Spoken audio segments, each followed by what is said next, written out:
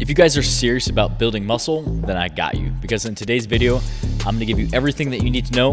We're talking about the training, we're talking about nutrition, I'm gonna tell you how to structure workouts. We're gonna cover everything that you need to know to actually structure a program and actually build muscle.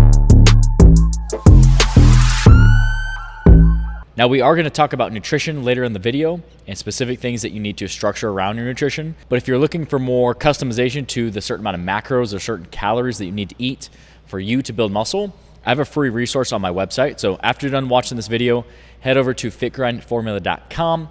I'll actually leave the link in the comments in the description below. You can fill out a form and I'll do a free custom macro calculation for you. I'll tell you how many carbs, fat, protein that you need to specifically eat to reach your goal of building muscle. So like I said, if you're looking for more customization, go check that out after you're watching the video. Let's talk about the strength training first. Now, if you are looking to build muscle and you're trying to capitalize on building as much muscle as you possibly can, the first thing that we need to focus on is we need to focus on creating the stimulus in the gym. And you're going to do so by progressive overloading. Now, there's lots of ways that you can progressive overload. We're going to cover some of the main ones. But the basic kind of principle that we're trying to focus on here is we're trying to do just a little bit more than we did last time. If you come into the gym and you do the same thing every single time, you do the same amount of weight, you do the same amount of reps, the amount of sets, rest time is exactly the same. That's great. There's great health benefit to that, but you're never going to place a stimulus on your body that is going to place overload and force your body to build muscle. So you have to consistently be looking for ways to overload, whether that's a rep, whether that's adding more sets and volume, and we'll talk about how to structure all that. But the main principle that I want to get across is you have to overload in some way, shape, or form. There has to be progression over the course of a month, 3 months, 6 months, 12 months. You need to be getting stronger, you need to be lifting heavier weights, you need to be doing the same amount of weight for more reps. There has to be some sort of progression in order for you to build muscle. Now, the most common way that people are going to overload is that they are going to add more weight to the bar. And that's a great way that you can overload, but we don't want to get crazy with this. This can be very small as long as it's slow and steady and there is some overload. So say, for example, that you do 100 pounds on exercise 1 in week 1. You hit that for 10 reps. In week 2, you're going to try and come back and do 105 pounds. If you get that for 10 reps, then you move it up. The goal is to consistently increase weight, increase reps over time to place that stimulus. Now, like I said, this doesn't just have to be weight. You can add sets, you can add reps, you can decrease your rest time, you can create more time under tension. There's lots of different ways that you can overload your muscle, but like I said, always be on the lookout for how to structure that, how to implement that into your training. That is what's going to create the stimulus for your muscle to grow. We'll talk about nutrition, like I said, later. There are certain nutrition principles that you have to follow in order to build muscle because muscle doesn't come from nowhere. Now let's talk about the best rep range to build muscle. For most people, the best rep range in order to kind of capitalize the time in the gym and focus on specifically building muscle is going to be between that 6 to 12 rep range. This is a good range where you can overload, you can get some volume.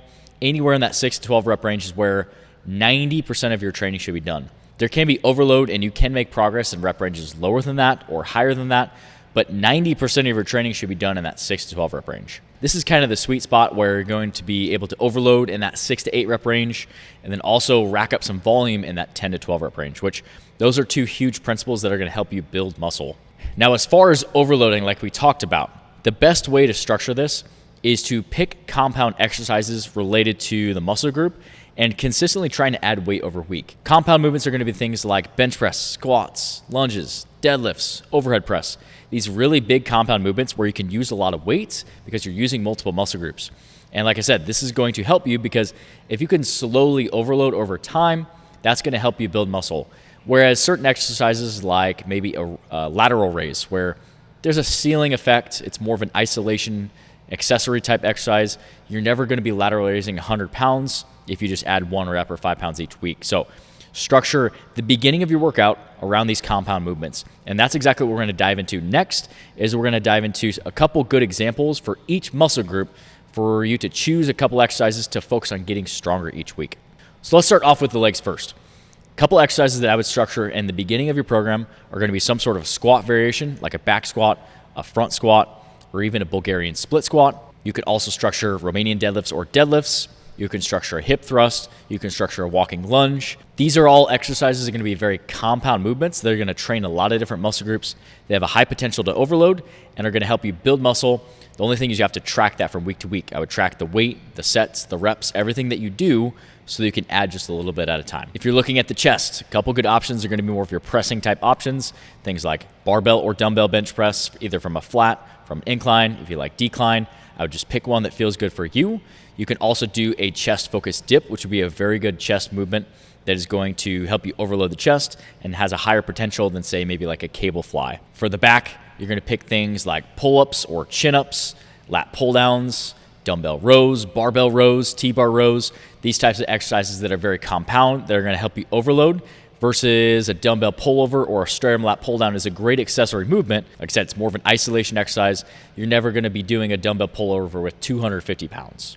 Taking a look at the shoulders next, your best options here are going to be any sort of overhead press, whether that is a dumbbell press, a barbell press, anything that is incorporating a press overhead is going to be a great compound movement that you can overload over time. Moving on to the arms, this is one area where a lot of people start to forget how to overload.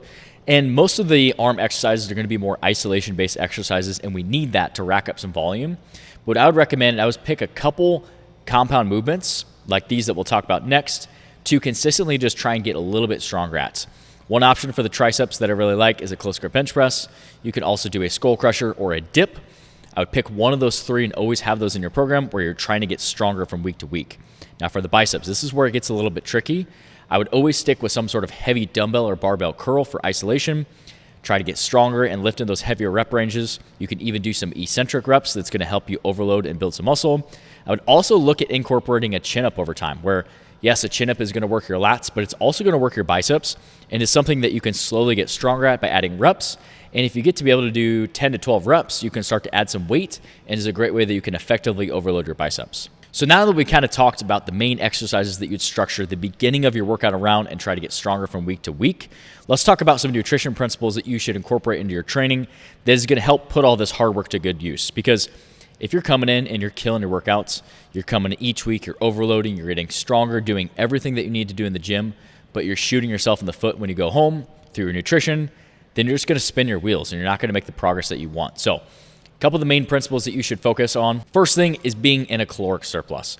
And this is exactly why I have that free resource on my website, because everybody's going to be different with the amount of calories that they're going to burn and their certain macro needs. But a general rule of thumb is in order to build muscle, we need to be in a caloric surplus. Now, if you're looking to maximize your muscle gain, I would have a surplus of anywhere from 250 to 500 calories. If you're looking to minimize fat gain while maximizing muscle build, I would stick anywhere from at your caloric maintenance to an additional 200 to 250 calories. Muscle doesn't come from nowhere, and being in a caloric surplus is going to allow you to give your body enough food to train hard, but also help your muscle tissues repair.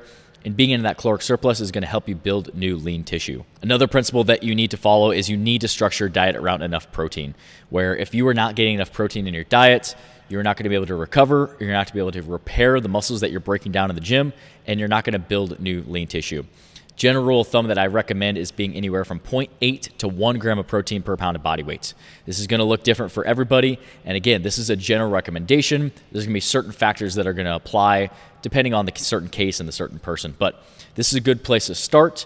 I would structure most of that protein around lean protein sources, things like meats, eggs, dairy.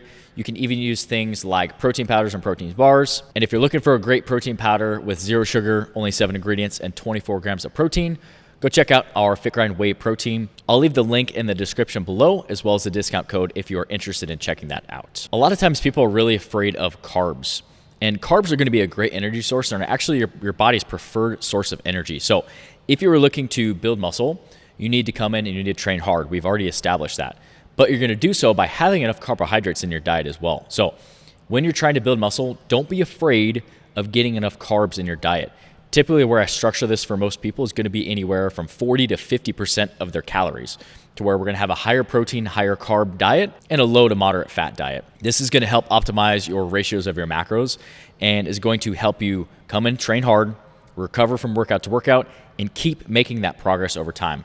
Like I said, the whole goal with trying to build muscle is trying to get stronger from week to week. Yes, we can add volume and sets and reps and all these different accessory exercises and movements that are also going to help facilitate new muscle growth. But the main concept that you always have to apply in your program is you have to have overload in some way, shape, or form. like we talked about. That can come from adding weight to the bar, adding reps, adding sets. That can come from slowing reps down, creating more time under tension. That can come from shortening your rest time or supersetting. But there always has to be some way that you are progressing from week to week, and that's what's going to place the stimulus on your muscle in order to repair, grow, and build new lean tissue. So I threw a lot of information at you guys. If you have questions, I would love to help any way that I can.